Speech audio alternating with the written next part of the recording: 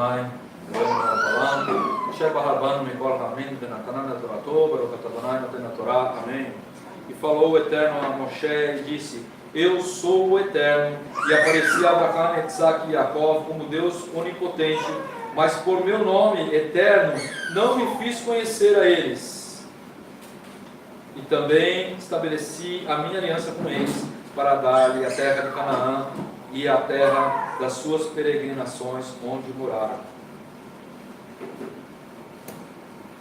Essa paraxá vai falar sobre revelação em todos os níveis. Resumo da paraxá, nós vamos ver que o Eterno manifesta o seu nome a Moshe.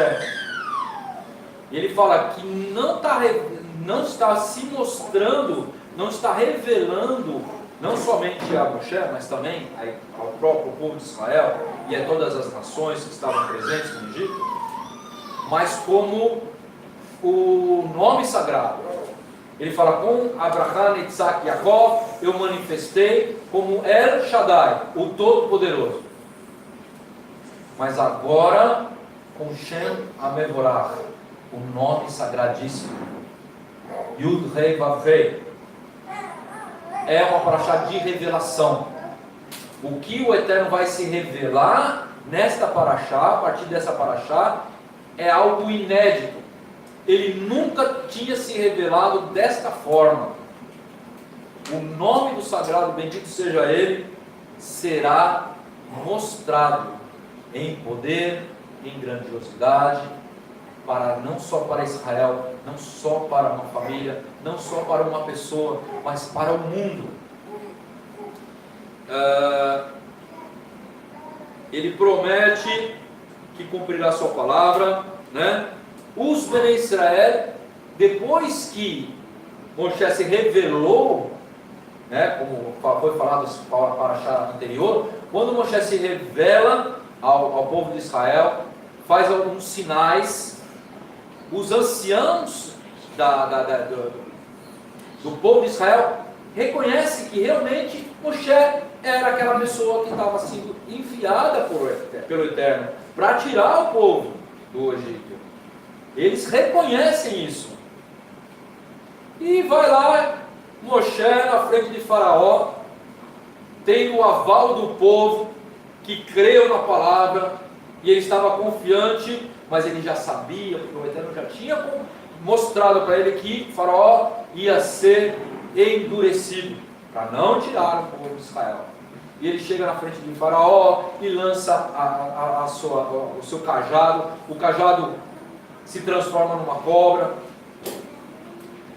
Os magos do Egito também jogam seus cajados, que transformam também em outras cobras.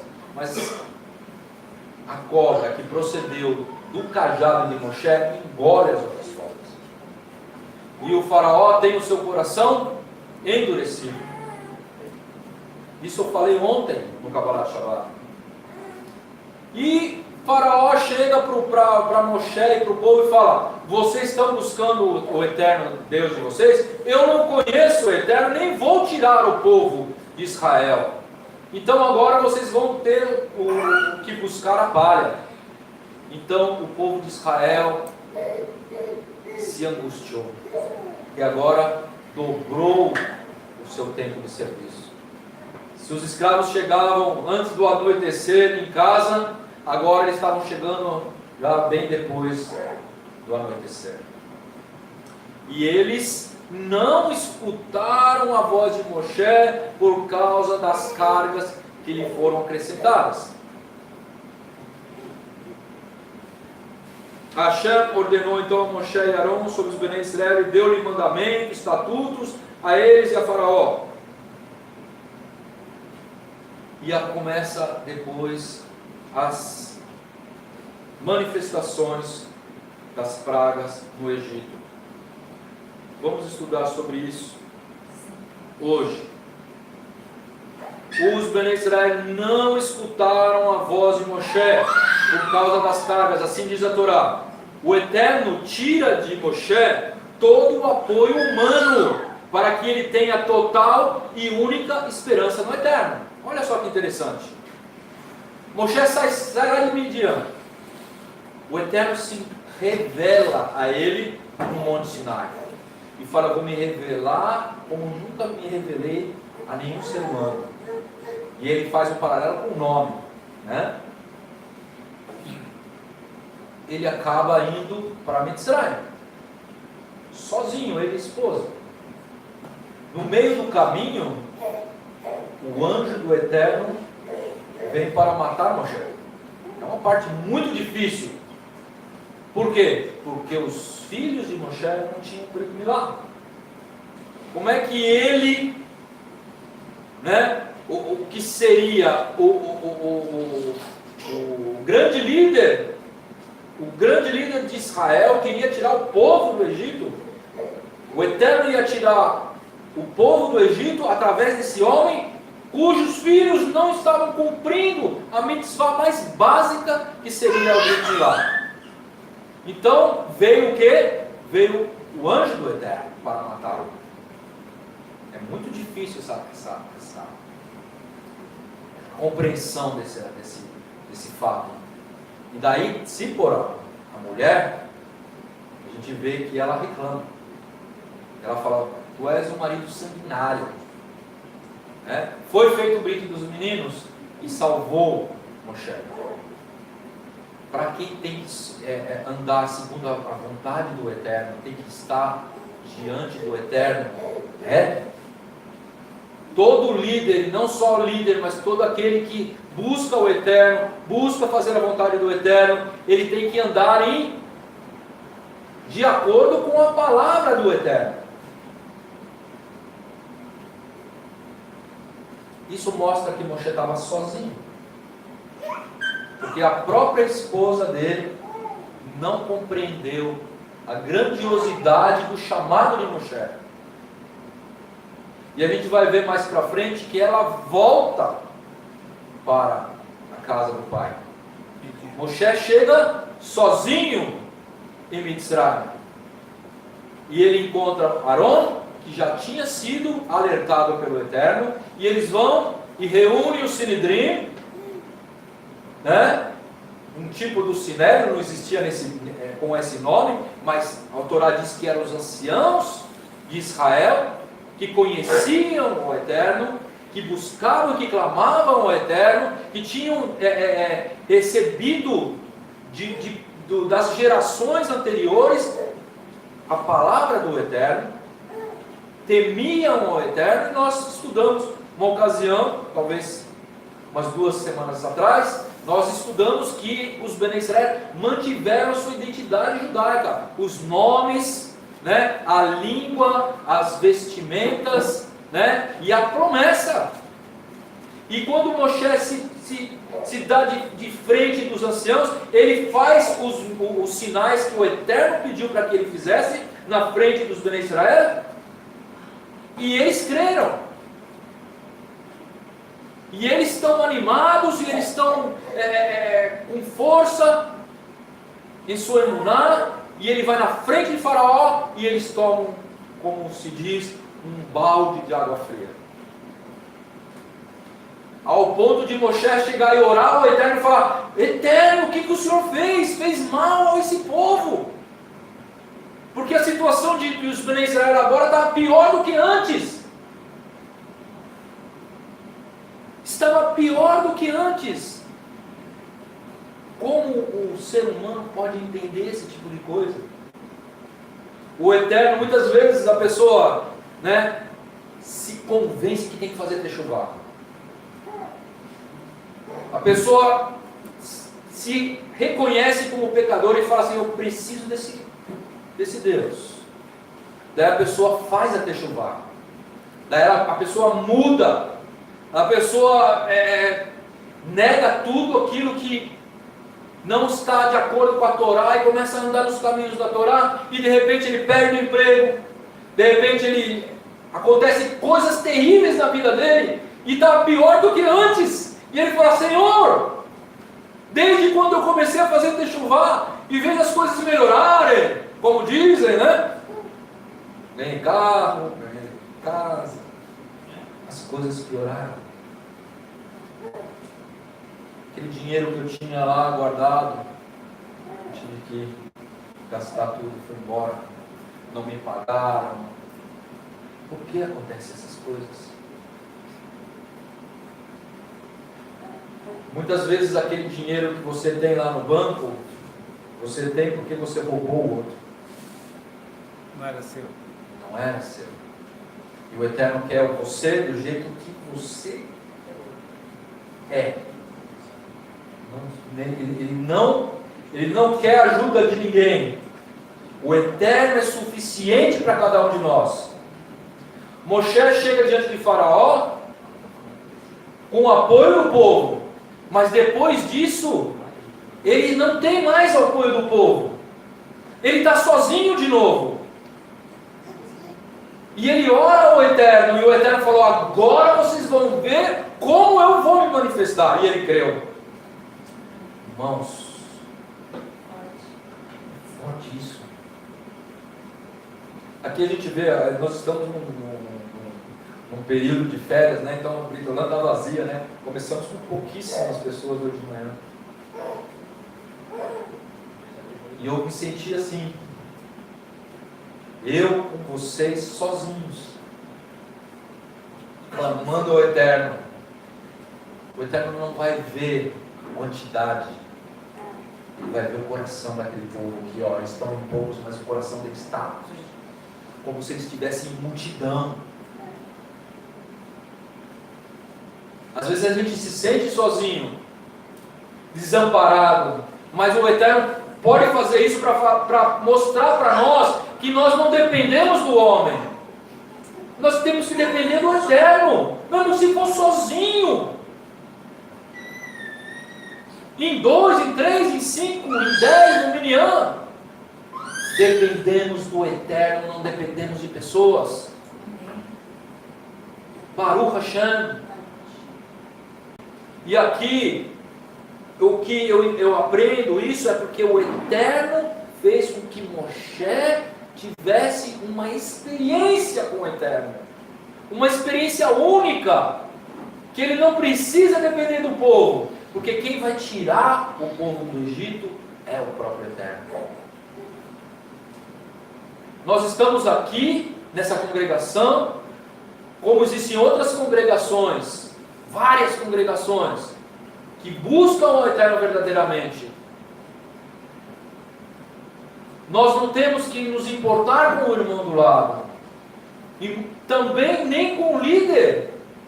Se acontece alguma coisa, um problema de relacionamento, as pessoas saem das congregações por causa de relacionamento humano, e nós não podemos nos deixar acontecer isso. Não vou lá mais por causa do irmão fulano, não vou mais lá por causa da irmã ciclana, não vou mais por causa do Rocha, não vou mais por causa daquele fulano. Você está aqui para quê? Para servir ao Eterno ou para participar de um clube religioso? Nós servimos ao Eterno, e mesmo que a gente tivesse que ficar sozinho, nós temos que continuar servindo ao Eterno. Eu, quando vim para Joinville, eu fazia chavarito durante anos,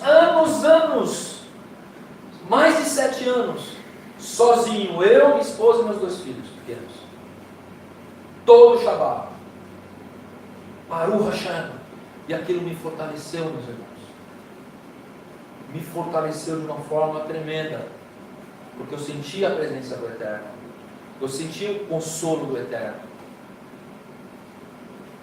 Eu gosto de louvar e de servir ao Eterno dessa forma. Isso me fortaleceu. Moshe estava sozinho. Isso para nos ensinar que nós não devemos confiar nos homens. Os homens mudam. As pessoas mudam. A gente não pode se apegar com pessoas. Né? Amanhã, Jacob vai lá para os Estados Unidos. Né? Amanhã o Peter vai para Israel. Mas vai vir outra pessoa aqui. Né? né? Letícia vai para Israel, todos nós vamos para Israel, Aru Rachel. Mas a Brito não que São Paulo, em Joinville vai continuar. Porque quem está aqui é o Eterno.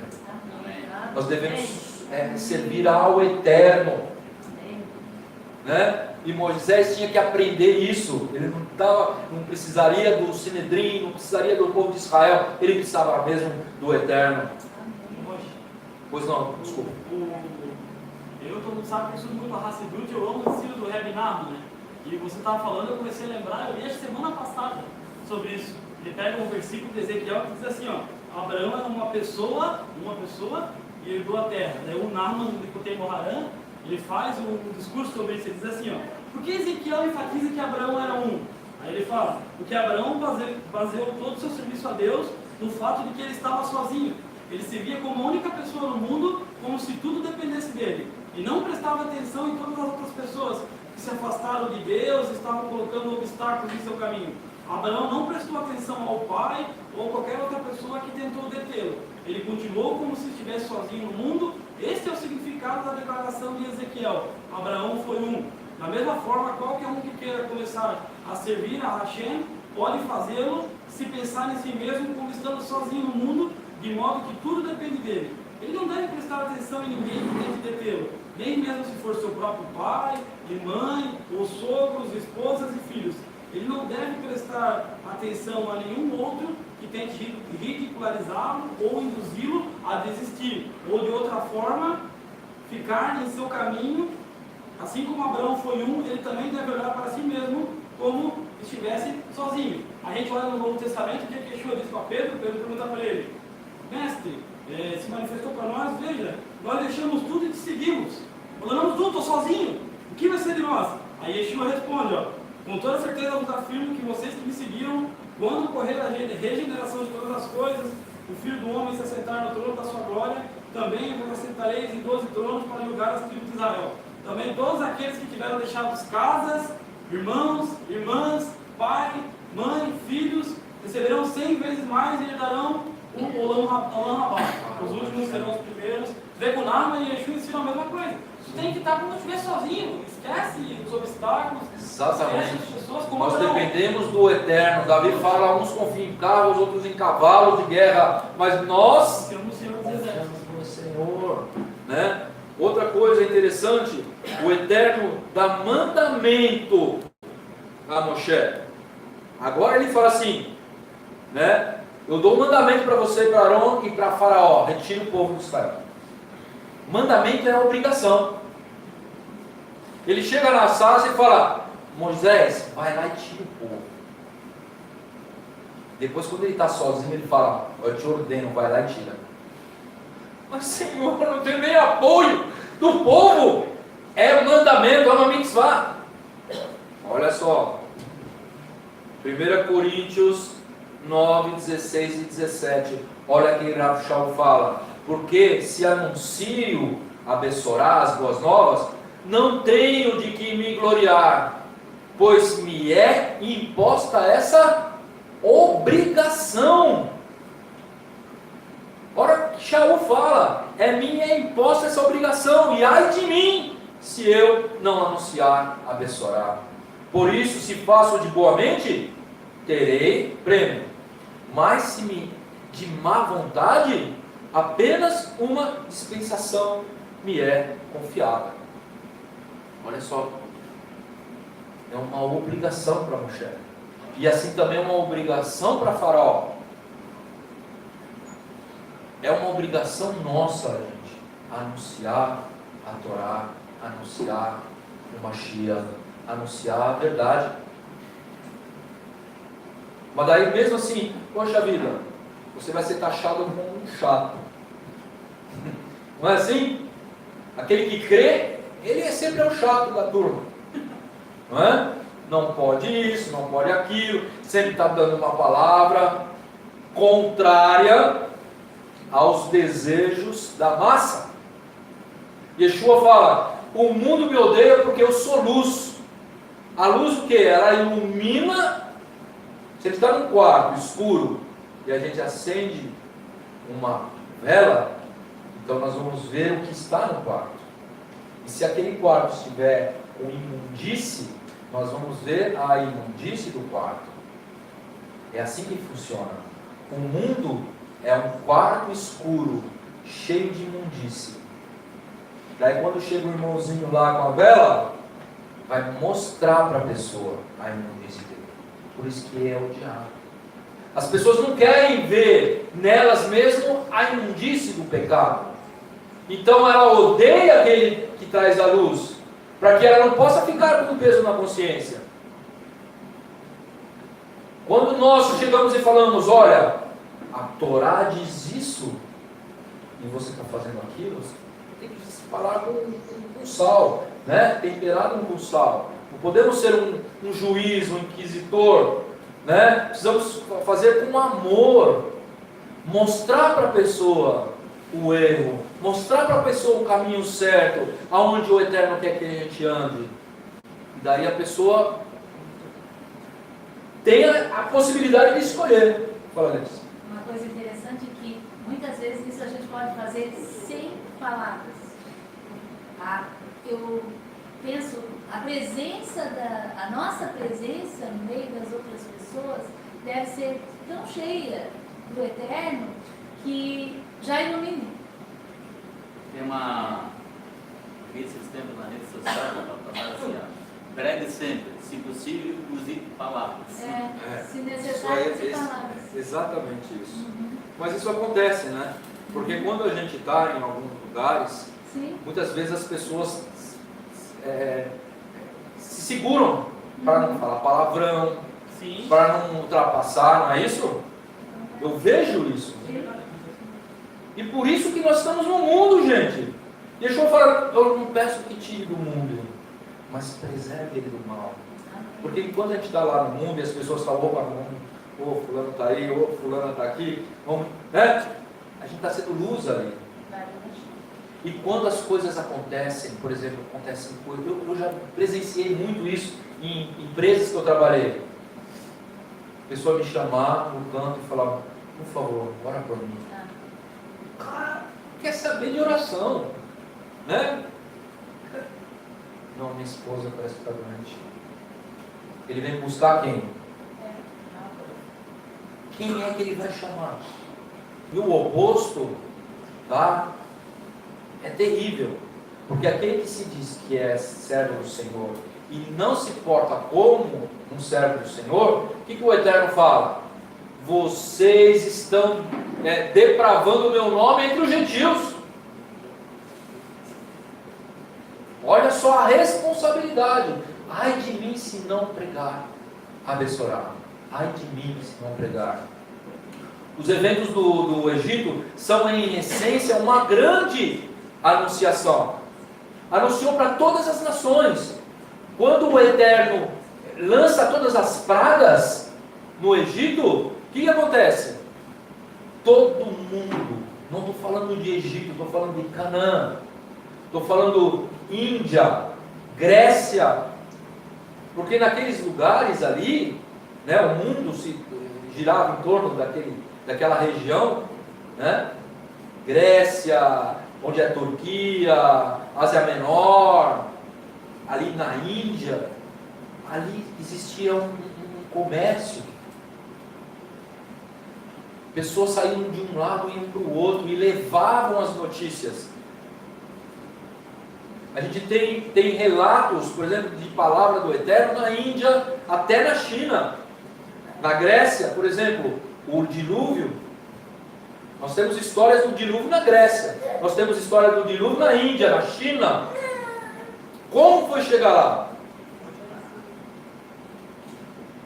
Você vê, depois de 40 anos que aconteceu a saída dos Bnei Israel de Mitzrayim, né? A gente vê lá no livro de Yohoshua 2, disse: e os homens disseram, bem sei que o Senhor vos deu essa terra, e o que o pavor de vós caiu sobre nós, e que todos os moradores da terra estão desfalecidos diante de vós, porque temos ouvido que o Senhor secou as águas do Mar Vermelho.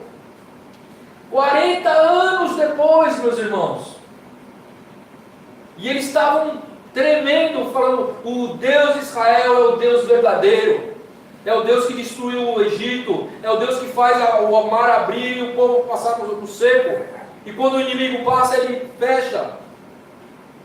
Esse é o nosso Deus. É uma grande anunciação o que aconteceu. 70 línguas diferentes foram ouvidas no pé do monte Sinai, para que todas as nações escutassem a palavra do Eterno. As nações vieram com os Bnei Israel. Israel cumpre com o seu propósito. Porque o propósito de Israel é o quê? Ser uma nação sacerdotal. E o sacerdote, ele tem como objetivo levar o povo a conhecer ao Eterno. Levar a Deus também as orações do povo. Trazer ao povo o conhecimento do Eterno, a palavra do Eterno.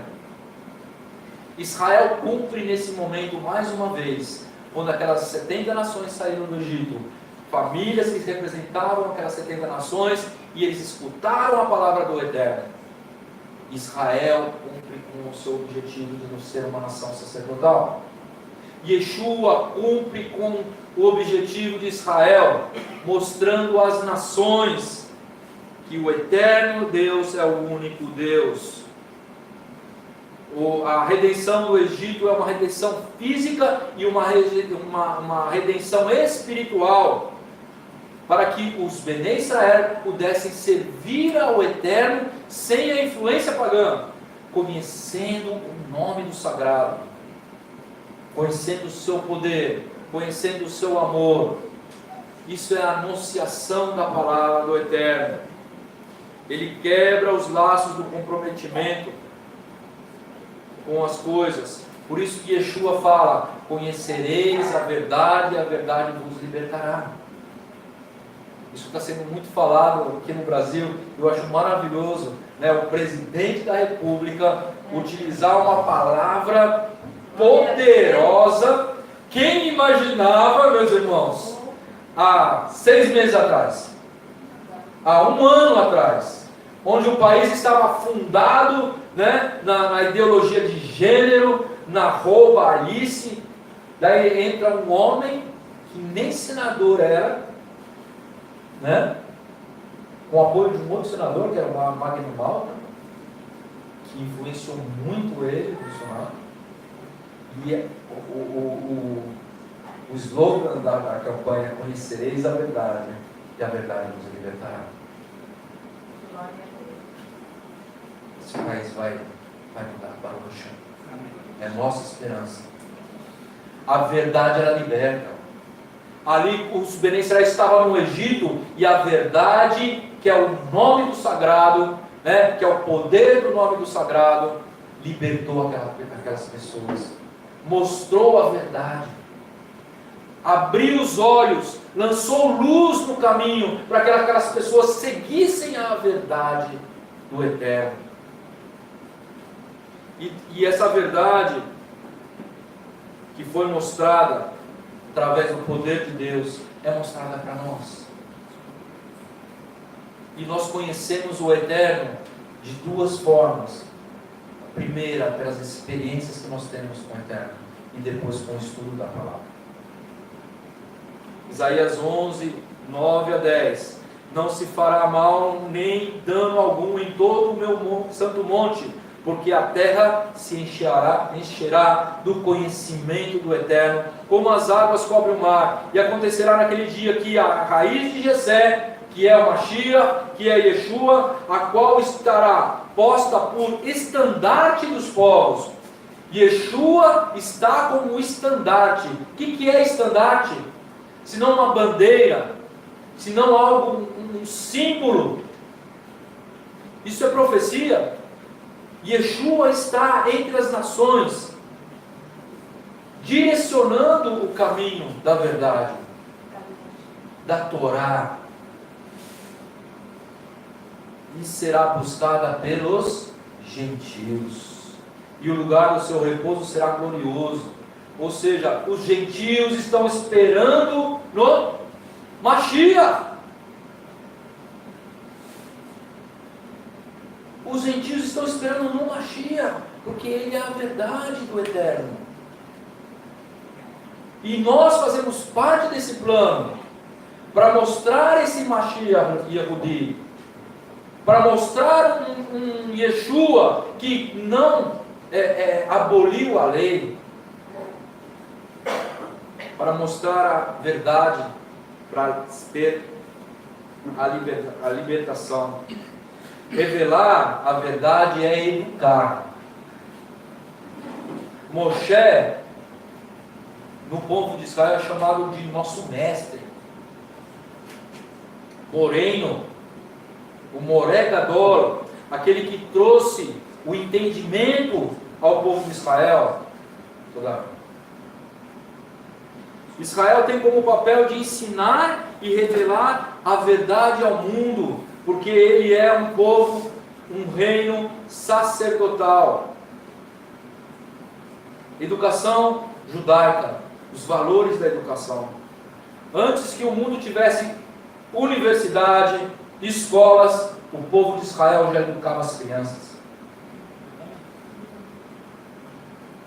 O povo de Israel, e por enquanto que as nações, as pessoas não sabiam, eram analfabetas, o índice de analfabetismo dentro do povo de Israel era pequeno. Os fariseus ajudaram muito. Os fariseus, para quem não gosta dos fariseus, né? Segura essa. Segura. Olha só, eu vou pegar um texto de Paulo. Um texto de Paulo que fala um pouquinho sobre a questão dos valores. Apesar que ele questiona aqueles que se baseiam somente nisso, porque a nossa base maior deve ser o eterno. Tem que ser o eterno. Mas o estudo é importante, porque para se conhecer o Eterno, nós precisamos estudar a tua Torá. Foi aquilo que Ele nos deu para que possamos conhecê-lo de uma forma mais profunda. E Rav Shaul fala lá em Romanos 2, 17 a 21, diz: eis que tu tens por sobrenome Yehudi. Está falando com quem? Com os judeus. Que repousas na lei. Olha só. Que é repousar na lei, que está tranquilo, porque conhece a vontade do Eterno. Quem conhece a vontade do Eterno, ele se acalenta, se aquieta, porque ele sabe quem está acima de todas as coisas. E que te glorias em Deus, porque conhece ao Eterno, então se gloria no Eterno. E sabes a sua vontade. A vontade de quem? A vontade do Eterno. Por quê? Porque repousas na lei, porque conhece a lei, porque tem confiança no Eterno, né? E ele sabe a vontade do Eterno porque conhece a sua Torá e aprova as coisas excelentes. Ou seja, ele sabe a diferença de uma mão para outra. Em paralelo àquele texto de Nínive, onde o Eterno fala que eles não sabem nem discernir entre a mão direita e a mão esquerda. Aquele que conhece a Torá, que confia no Eterno, que descansa no Eterno, que sabe qual é a vontade do Eterno e que aprova as coisas excelentes, porque sabe o que é bom e o que não é bom, porque estudou a Torá e conhece ao Eterno. Ele é instruído por lei, porque pelo conhecimento da Torá ele conhece a vontade do Eterno. Então a lei é boa, a lei é santa, a lei é agradável, como diz o próprio Shaul, e confias que és guia dos cegos. Olha só, guia dos cegos, luz do que estão em trevas, tudo isso é verdade. Tudo isso Paulo fala que é verdade. Você é judeu, conhece a lei, confia na lei, confia em Deus, confia, é instruído pela lei, né? Tu és guia do céu, porque você conhece a Torá, conhece a luz, então você pode mostrar a luz para quem não conhece. Você tem essa bagagem para passar. E a luz do que estão em trevas instrutor de nécios, daqueles que não conhecem, estão iniciando, né? Mestre de crianças. Um mestre começa a dar aula para as crianças. Que tens a forma da ciência e da verdade na lei. Pois tu que ensinas aos outros, não te ensina a si mesmo. Aqui ele coloca a parte negativa. Tu que conhece, todos nós estamos enquadrados nisso, meus irmãos. Nós conhecemos a Deus, confiamos em Deus, sabemos discernir as coisas boas e as coisas ruins, né? Nós somos luz para os ignorantes, para aqueles que estão começando, para as crianças, para todos, mas só que não cumprimos totalmente a lei. Não conseguimos ser 100%, né, um tzadik que cumpre toda a lei. É isso que Paulo está falando. Pois tu que ensinas a outro, não ensina a si mesmo? Tu que pregas que não deve furtar e furtas? Ele está falando para cada um de nós isso. Não para o hipócrita. Porque aquilo que nós ensinamos muitas vezes não falta em nós. Não é verdade? Todos nós somos pecadores. Queremos andar em santidade, mas não podemos confiar nisso. Temos que confiar em Deus. Devemos andar em santidade? Sim. Fazer o possível para andar. Mas não podemos confiar em nosso próprio braço, em nossa própria justificativa. É isso que Paulo está falando. Mas aqui estão os valores da educação. Quando a gente conhece a Torá, então a gente sabe discernir as coisas, e nós temos capacitação para ensinar os outros. E isso aqui é o papel de todo servo de Deus, e é o papel do povo de Deus. Para finalizar, meus irmãos, mais 15 minutos. Vou começar a finalizar. Semana passada eu falei um pouquinho sobre as mulheres. Essa semana eu vou falar sobre as mulheres.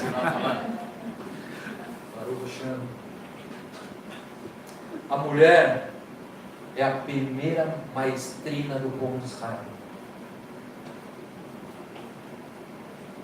Assim como o homem, né, eles devem ser disciplinados e obedientes ao Eterno através da Torá, que é o parâmetro.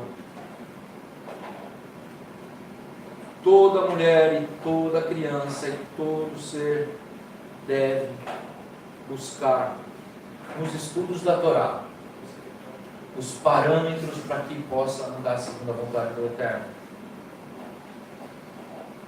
Sabe qual que é a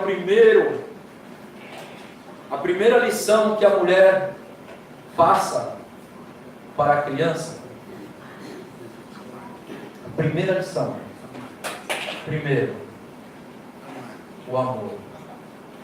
Quando uma mulher tem um filho no ventre, ela transmite todo o amor, todo o regozijo, toda a batida do coração, todo o sentimento de afeto que ela passa, que ela vivencia ali, ela passa para a criança. A segunda lição é no amamentar.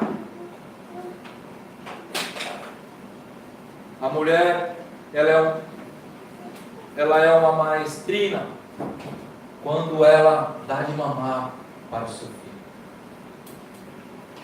Os sábios dizem o seguinte, que essa é uma lição interessante. Quanto mais a criança mama, mais leite vem, não é verdade? Se a criança não mama, o leite seca, certo? Isso vem nos ensinar o seguinte: quanto mais a gente dá, mais a gente vai receber. Quanto mais a gente abrir mão para fazer de tzedakah, mais o Eterno vai nos confiar bens para que a gente possa também estar dividindo. Rav Shaul fala em sementes e fala em relacionado a dízimos e ofertas. Quanto mais a gente plantar, mais a gente vai colher.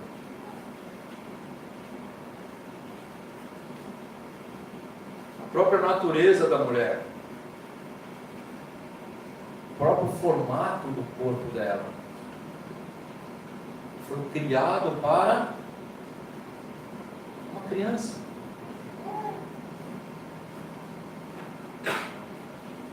O homem sai para trabalhar, na época de Moshe, na época do exílio, do Egito, o homem chegava tarde em casa e a mulher ficava com seus filhos, cuidando. A mulher é mestre de crianças, até a idade de ir para Yeshiva, nos dias de hoje. Então, antes da criança ir para Yeshiva, para estudar as letras hebraicas com 6 anos, 5, 6 anos, quem cria o povo de Israel até esse período são as mulheres. E elas criam como? Com o seu testemunho. Baruch Hashem, Paulo diz que a mulher foi feita por causa do homem, mas todo homem sai de dentro de uma mulher. Todo homem sai de dentro de uma mulher. Não há nenhum homem que não necessite de uma mulher.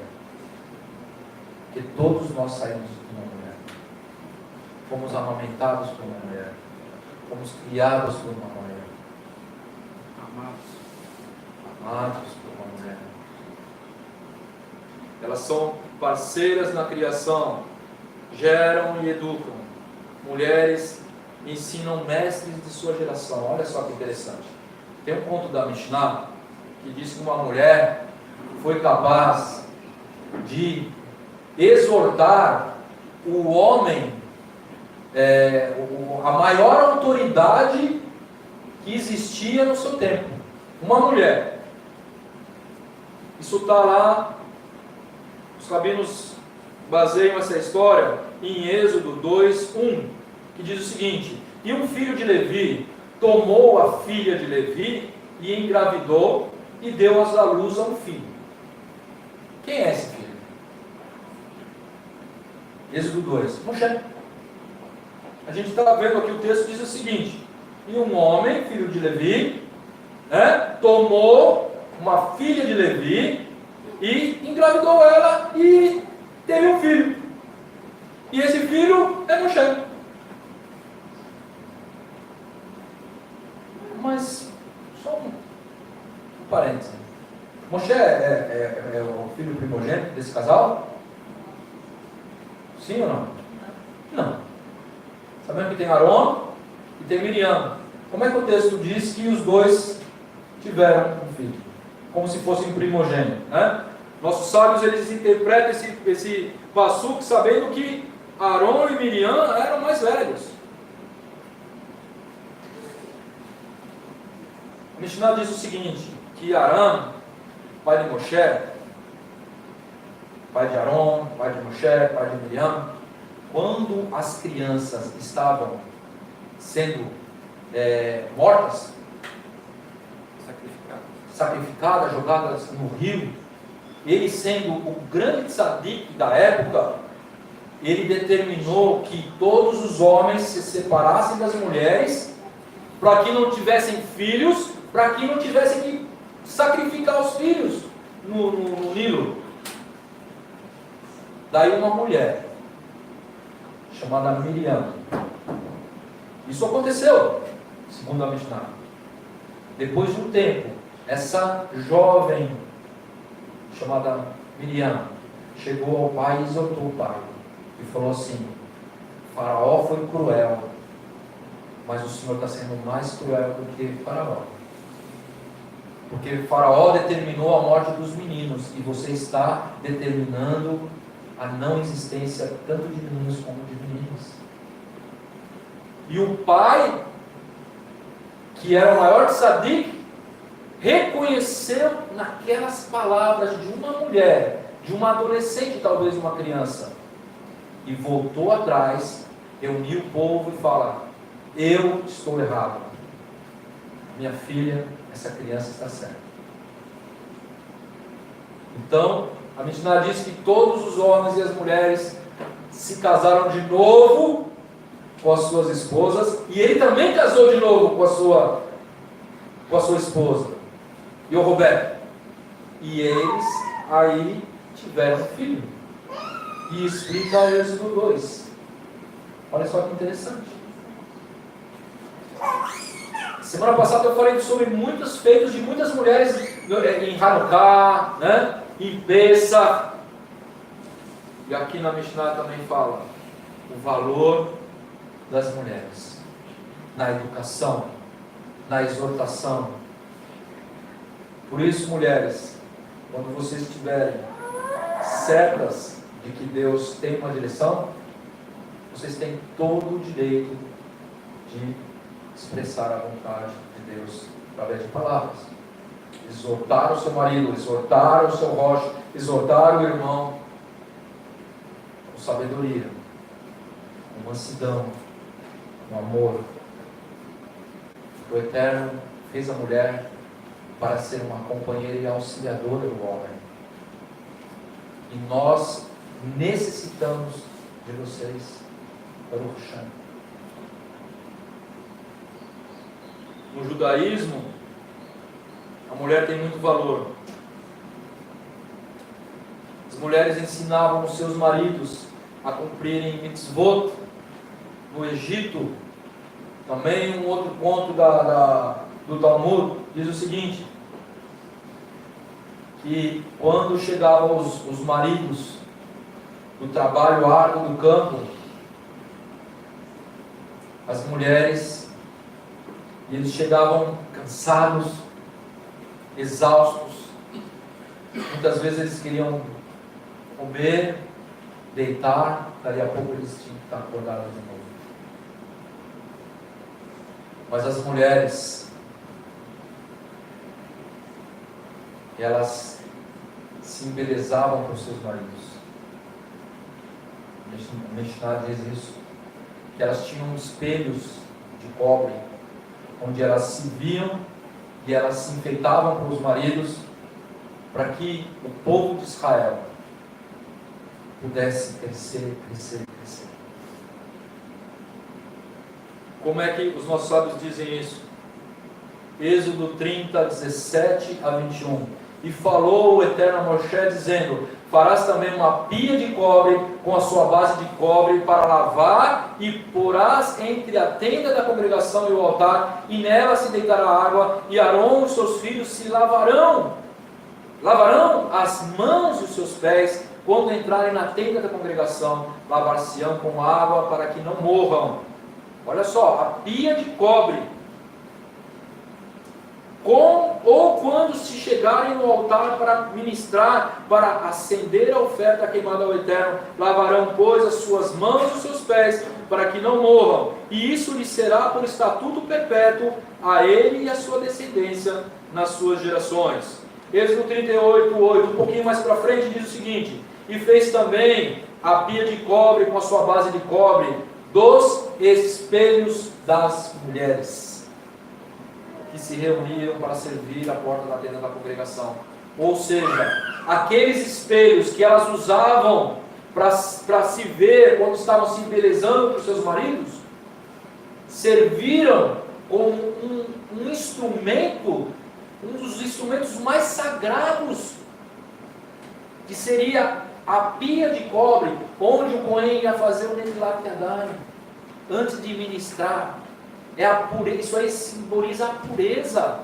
Quando a gente faz a Netilat Yadayim, é algo simbólico, para que o nosso corpo todo esteja em purificação, em pureza, para servir ao Eterno, para sentar numa mesa de Kiddush. E esses espelhos, que serviam para embelezar as mulheres, que elas doaram para fazer isso, você vê o peso espiritual que tem. É algo maravilhoso.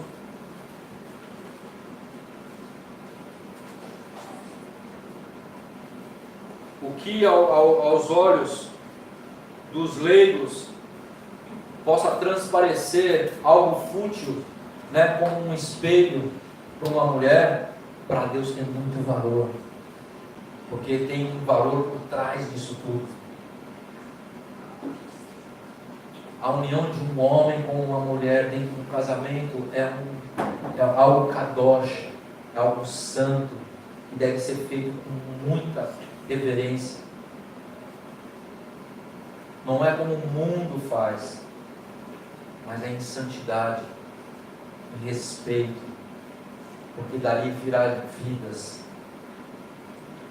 Algo que o Eterno, né, compartilha com a mulher para gerar uma luz para o chão. Educar é disciplinar o seu filho que anda conforme a Torá e Mitzvot. Em Shemot Rabbah diz o seguinte, Shemot Rabbah 1 diz o seguinte: porque é ensinado quem poupa a vara odeia o seu filho, falando sobre Mishlei 13:24. Qualquer um que se abstenha de disciplinar seu filho, no final faz com que ele caia em maus caminhos, e assim é como se odiasse a ele. Olha só que interessante, hoje em dia nós temos pais e mães que não sabem educar seus filhos. Nós temos que andar no caminho do meio. Não podemos ser muito severos, mas também não podemos ser super protetores. A Mishnah vai falar sobre isso. Aquele que não usa a vara com seu filho está sendo o quê? Super protetor. Nós temos que disciplinar com amor. Se a gente precisa disciplinar o filho e você está com muita raiva, não disciplina. Espera um pouco. Vai fazer isso depois. Quando seu emocional estiver mais tranquilo para poder disciplinar. Mas tem que usar. Não necessariamente a vara, mas um objeto de disciplina. Isso pode ser um castigo, ou pode ser uma vara. Pode ser uma palavra.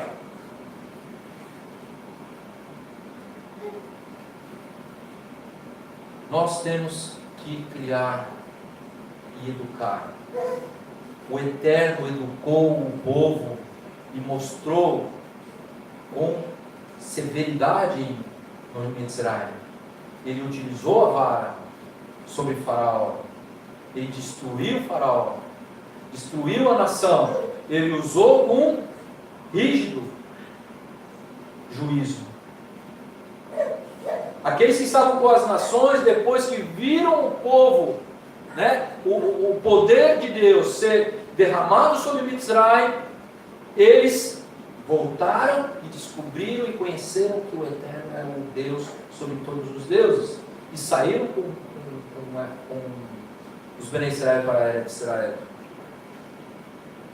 Aqui a Mishnah vai falar sobre alguns casos. Ismael, que se comportou perversamente em Abraham, seu pai, mas não o repreendeu, com o resultado de que ele caiu em maus caminhos e saiu sem nada.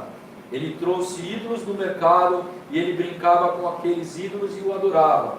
E Sara viu que o filho de Agar, a egípcia, que ela dera à luz por Abraham, estava enganando ao redor.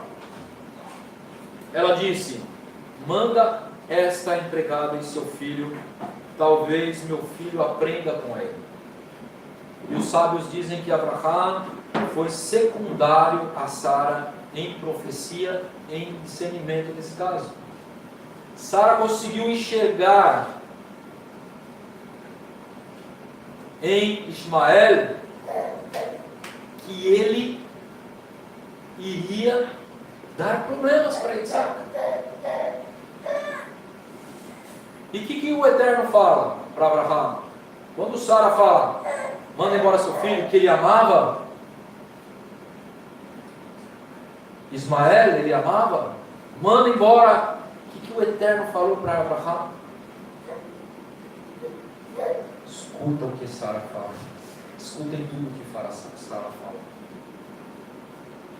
Os sábios dizem que Abraão foi secundário em profecia, em discernimento em relação a Sara nesse momento. Meus irmãos, para finalizar, em Mitzrayim, o Eterno mostrou, nos ensinou, nos educou. Muitas vezes Deus permite um acidente, permite algo que aos nossos olhos pode parecer algo ruim, mas no final Ele nos livra, no final Ele nos ajuda, no final isso passa a ser bom, porque Ele usa com a sua misericórdia e Ele não retém a vara. Muitas vezes o Eterno nos educa quando a gente vê outras pessoas passando por dificuldades. E isso serve para nós também. O Eterno nos ensina através da tua Torá, e Ele nos ensina também através de experiências. Baruch Hashem, que o Eterno possa continuar nos abençoando, e que a gente possa ter lembrança das coisas que a gente fez, do que o Eterno fez por nós, para que Ele seja sempre glorificado e que a gente não esqueça os ensinamentos que Ele nos passou. O Egito foi uma grande anunciação, o Egito foi uma grande lição para todas as nações. Depois de 40 anos ainda as pessoas estavam lembrando daquilo que eles aprenderam, que o Eterno é um único Deus. E nós sabemos disso, nós devemos continuar firmes nesse propósito.